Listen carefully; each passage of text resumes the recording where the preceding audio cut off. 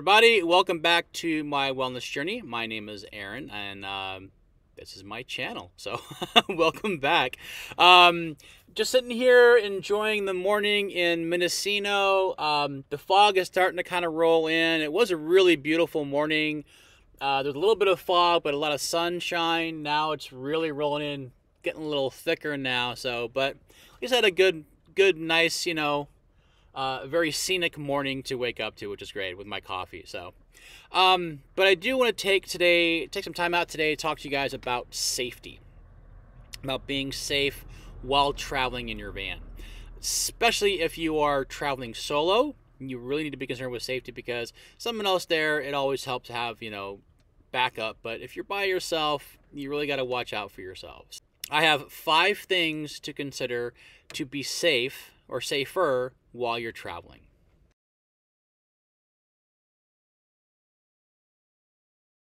Number 1, back into your parking spot.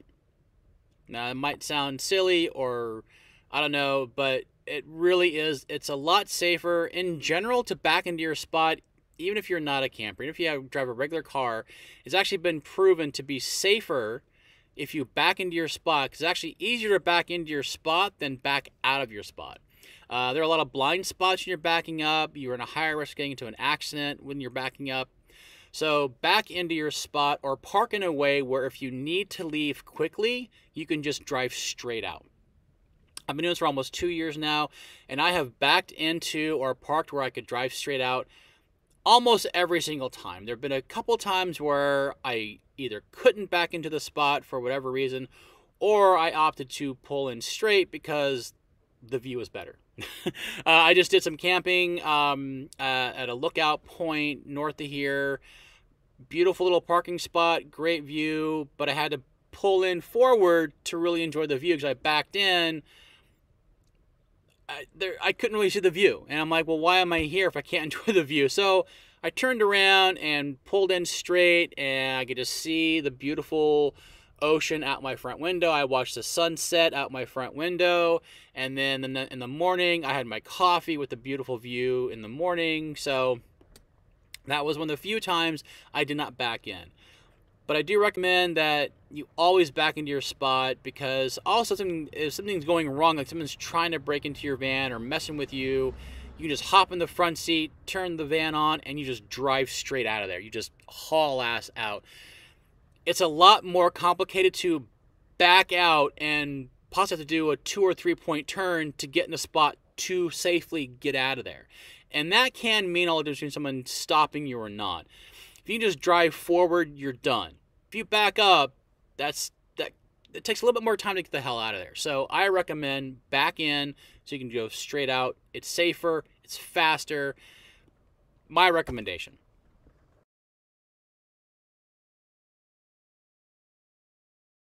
Number 2, always lock your doors. Maybe I'm paranoid, I don't know. I always lock my doors when I stop somewhere. I've been in this area for 5 months. I was in Bend for 7 months. I was in San Luis Obispo for 6 months.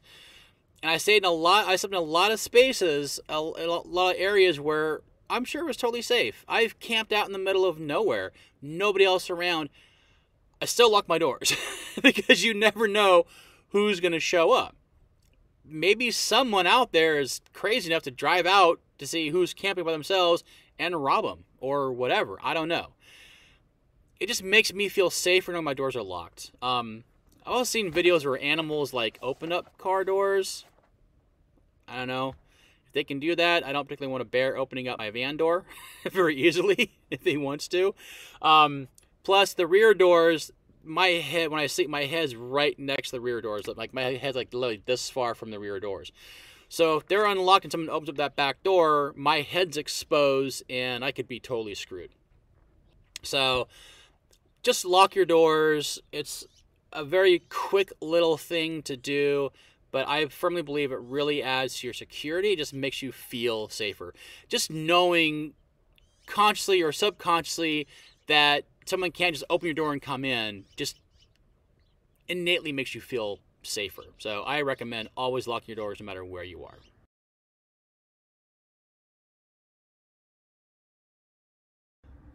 Stealth or not stealth? There's arguments for both sides to be made on this. If people see, like, I have a passenger van, it's not horribly obvious from the outset that I live in it because I don't have solar panels on top. I don't have storage boxes on top. There's no ladder. It's not lifted. There's not a weed boost sticking out on top. It's not obvious for immediately that I'm living in this van. So if you're just walking down the street and you happen to see my van in the corner of your eye, it's just going to look like another passenger van with black windows. If you walk up to my van, then you'll see, oh, there's actually, these windows are actually like insulation. There's like, on the opposite of these, it's like the, over here. It's like the reflectix on the outside. So if you walk up closely, you'll see that, and you'll be a little more obvious, okay, someone lives in this van. That's safe in terms of people probably won't mess with you, like just knocking on the door, like the knock and run, or yelling at you. I've had people drive by and like yell because I was parked in a spot where a lot of van lifers park, and so they were driving by screaming dumb stuff at us, whatever. But that can kind of prevent those things from happening. On the other hand, and I actually heard this from another van lifer I watch on YouTube, Chrome from Van City Van Life. I don't know if you watch him, you know what I'm talking about. If you don't, I recommend him. He's a great channel. He's doing this for 6 years. He was a huge influence and inspiration to me to do van life as well. And he said that when he first started out, he was strictly like stealth. Always be stealth. Never let anyone know you're living in your van. Well, now his van is built out. It's obvious someone lives in it. And he feels that's even safer because if someone wants to break into your van and steal stuff, they're not going to do it if they know you're in there. Most people who want to rip off a car or van, want to break into a van and steal something, they're not going to do it if they think someone's in there because these are petty thieves. They don't want to deal with another human being. They want to smash the window, reach in, grab what they can in a few seconds, and get the hell out of there. You know, so if they know you're in there, they're probably going to leave you alone.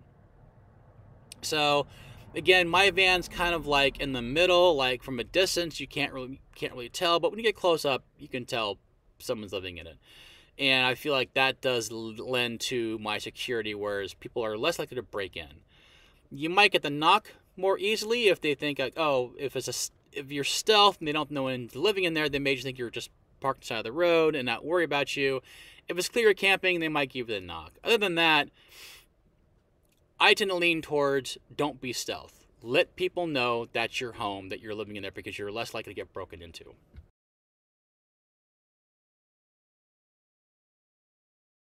Next, if you don't feel comfortable there, if your gut's telling you that you shouldn't be there, leave.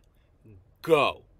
Listen to your gut. Even if you're parked in a campground, if you're parked where you know it's legal to be parked, if you know that you're not going to get a knock from the cops, if you're parked in a spot where there's no one else around, or there's a couple of RVs or nice vans and you feel they don't seem like they're going to be trouble, if your gut says don't stay here, don't stay there. I've had that a few times where I parked, I know it was legal to park there, something about it just said don't stay there, and I left. So always listen to your gut. If for any other reason, if you don't listen to your gut, that doubt is probably going to eat away at you and you're not going to sleep very well. And you really need your sleep. So park somewhere you feel comfortable. That way you can relax, you can sleep, and enjoy your van life that much more. Because if you're worried about things happening, you're not going to be enjoying it at all.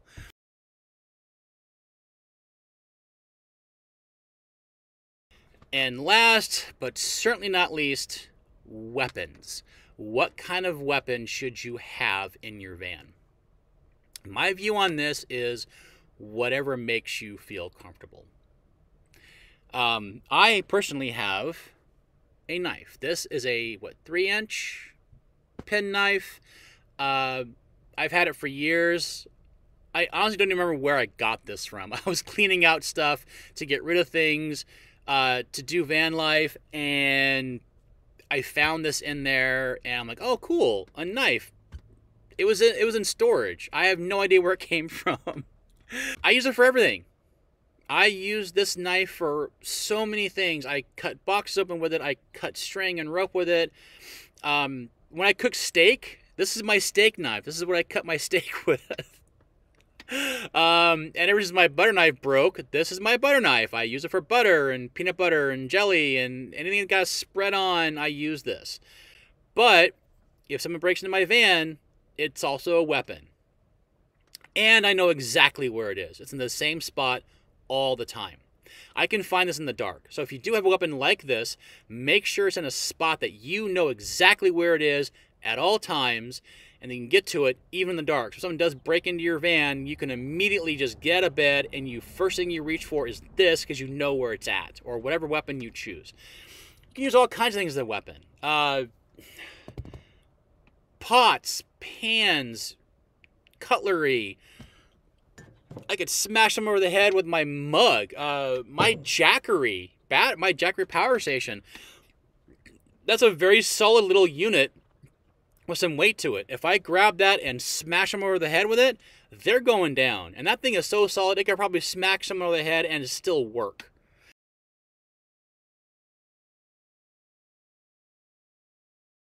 If you want to have a gun, have a gun.